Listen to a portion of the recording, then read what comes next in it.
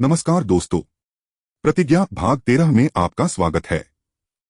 इससे पहले के भागों में हमने देखा कि किन परिस्थितियों में अर्जुन सूबेदार के जुल्मों के खिलाफ एक बागी बन जाता है, किन परिस्थितियों में उसकी और उसके साथी किशन की मुलाकात मंसूर से होती है।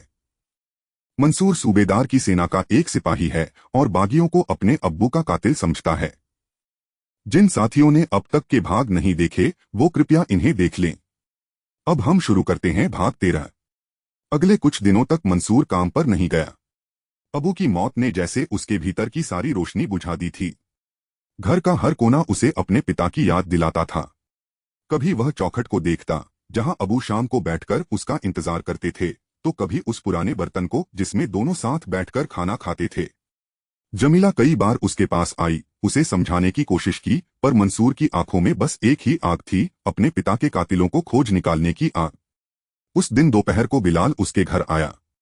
मंसूर चुपचाप आंगन में बैठा था। सामने जमीन पर उसकी तलवार रखी थी और वह खोई हुई निगाहों से उसे देख रहा था। बिलाल धीरे से उसके पास आकर बैठ गया। मंसूर, उसने नरम आवाज में कहा, कब तक खुद को इस तरह जलाता रहेगा? मंसूर ने उसकी ओर देखा पर कुछ बोला नहीं। बिलाल ने गहरी सांस ली। याद कर, हमने क्या तय किया था? हमें सच का पता लगाना है, तुम्हारे अब्बू के असली कातिलों का। मंसूर की मुट्ठियां भींच गईं। और अगर वो बागी ही निकले तो उन्हें सजा मिलेगी, बिलाल बोला, लेकिन अगर कोई और हुआ तो? मंसूर ने धीमे स्वर में कहा, महराज ने जो बताया उससे सब कुछ उलझ गया है। फिर उसने बिलाल को महराज की कही हर बात विस्तार से बताई, नकाबपोश घुड़सवार, अबू की जूतियां और वह आदमी जिसकी नाक पर मस्सा था। बिलाल बहुत देर तक चुप रहा। फिर बोला, किसी पर आंख मूंदकर भरोसा मत कर, न मुझ पर, न महराज पर, और न उन बागियों पर। सच खुद तलाश कर, तभी तेरा दिल मानेगा। मंसूर ने धीरे से सिर हिलाया। उसकी आंखों में अब केवल दुख नहीं था, संदेह भी था। अगले दिन मंसूर काम पर लौटा। जैसे ही वह चौकी पर पहुंचा, उसके साथी सैनिक उसके चारों ओर इकट्ठा हो गए। अच्छा हुआ तुम आ गए, रंगा ने उसके कंधे पर हाथ रखते हुए कहा। हमें तुम्हारे अब्बू की मौत का बहुत दुख है। एक सैनिक गुस्से में बोला, इन बागियों ने सारी हदें पार कर दी हैं। एक सिपाही के पिता को मार दिया, अब उनकी मौत तय है। दूसरा बोला, नामोनिशान मिटा देंगे उनका। मंसूर की आंखों में आग चमक उठी। जिसने भी मेरे अब्बू का कत्ल किया है, अब वो नहीं बचेगा। उसकी गैरहाजिरी में रंगा को मल्लाहों से वसूली का काम दिया गया था। मंसूर ने पूछा, काम कैसा चल रहा है? रंगा हंस पड़ा, काम तो ठीक चल रहा है, पर अब ये मल्लाह भी ज्यादा बोलने लगे हैं। क्या हुआ? कल एक मल्लाह मुझे धमकी दे रहा था, रंगा ने व्यंग्य से कहा। कहता था मैं तेरी शिकायत करूंगा। फिर मैंने पूछा, किससे करेगा शिकायत? क्या सूबेदार साहब से शिकायत करेगा? रंगा जोर से हंसा। वो बोला, नहीं, बागियों से। बाकी सैनिक भी हंस पड़े। मंसूर ने गंभीर स्वर में पूछा, फिर तुमने क्या किया? रंगा का चेहरा कठोर हो गया। क्या करता? बहुत पीटा उसे, खाल उधेड़ दी। मंसूर चुप हो गया। उसे पहली बार अपने ही साथियों की क्रूरता साफ दिखाई देने लगी थी। उसे याद आया, अबू हमेशा गरीबों पर जुल्म के खिलाफ खड़े होते थे, और ये लोग इनके लिए वसूली और मारपीट जैसे अधिकार बन चुके थे। क्या सोच रहे हो? रंगा ने पूछा। अब्बू के बारे में, मंसूर ने धीमे से कहा। उनके कातिलों की चिंता मत करो, रंगा बोला। अब बागी ज्यादा दिन जिंदा नहीं बचेंगे। मंसूर चौंका। मतलब? रंगा ने इधर उधर देखकर धीमे स्वर में कहा, ऊपर से आदेश आया है।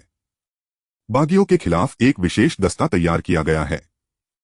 कौन नेतृत्व करेगा उस दस्ते का? सिकंदर साहब करेंगे। 20 सैनिक चुन लिए गए हैं। सिर्फ 20? मंसूर ने पूछा। रंगा मुस्कुराया। उन बागियों के लिए इतने ही काफी हैं। मंसूर कुछ पल सोचता रहा, फिर बोला, क्या मैं उस दस्ते में शामिल हो सकता हूं? रंगा ने ना में सिर हिलाया। मुश्किल है, सैनिक पहले ही चुने जा चुके हैं।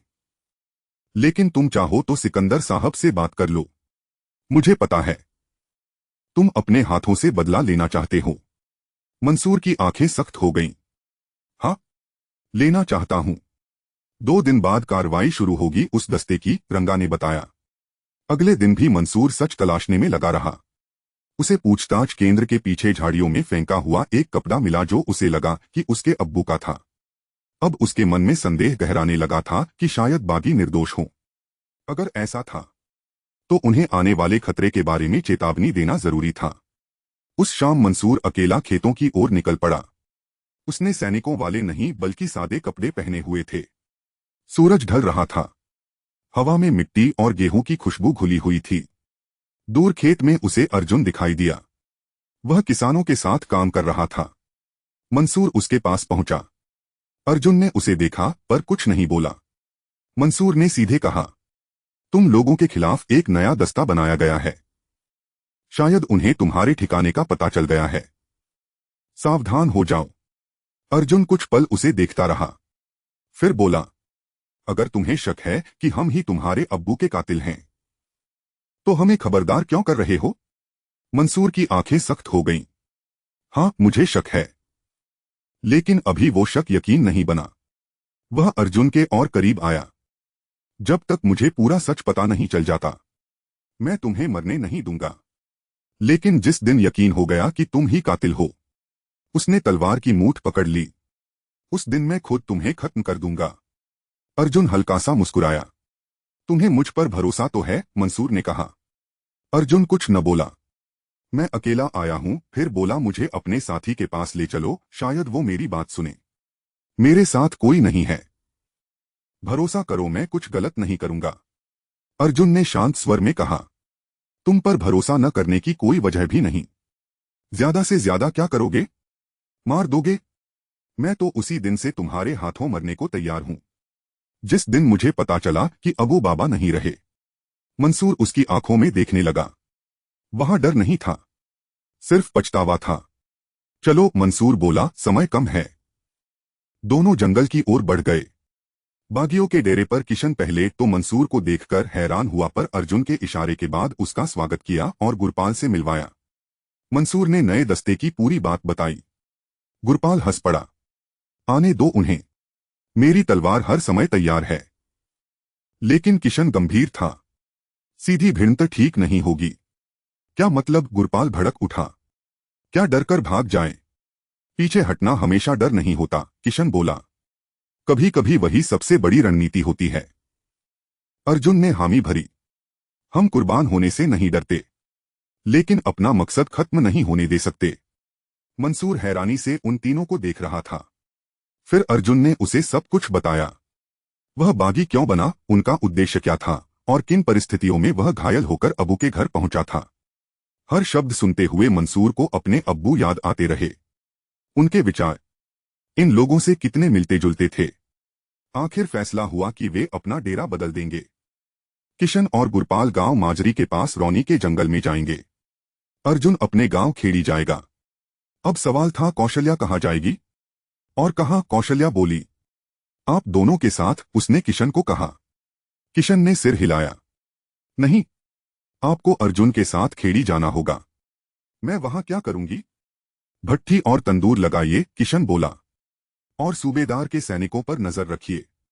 जरूरत पड़ने पर हम वहीं मिलेंगे। मैं मदद करूंगा, अर्जुन बोला। नहीं, किशन ने तुरंत कहा, तुम दूर रहना। किसी को पता नहीं चलना चाहिए कि तुम दोनों एक दूसरे को जानते हैं। मंसूर अपने साथ एक कबूतर लाया था जो उसके कंधे पर बैठे थे। यह क्या है? गुरपाल ने उससे पूछ। संदेशवाहक कबूतर, मंसूर ने कहा। उसने एक सफेद कबूतर अर्जुन की ओर बढ़ाया। मैंने इन्हें खास तरह से प्रशिक्षित किया है, वह बोला। अगर तुम्हें मुझ तक कभी कोई संदेश भेजना हो तो इसका इस्तेमाल करना। यह सीधा मेरे पास आएगा, और एक बार मेरे पास आए तो मैं इसे वापस तुम्हारे तक भेज सकूंगा। इसे रास्ता याद रहेगा। कुछ देर तक सब चुप रहे। फिर बिना कुछ कहे सब अपने अपने रास्तों पर चल दिए। मंसूर का एक कबूतर अब अर्जुन के कंधे पर था। तो दोस्तों, यह था प्रतिज्ञा भाग 13। हम उम्मीद करते हैं कि आपको यह कहानी पसंद आ रही होगी। अगर हाँ तो कृपया लाइक और शेयर बटन दबा दें। चैनल को सब्सक्राइब कर दें, बेल आइकन दबा दें ताकि इस कहानी के नए भाग तथा दूसरी कहानियां आप तक जल्द पहुंच जाएं। तो मिलेंगे भाग 14 में। तब तक के लिए धन्यवाद और अपना ध्यान रखें।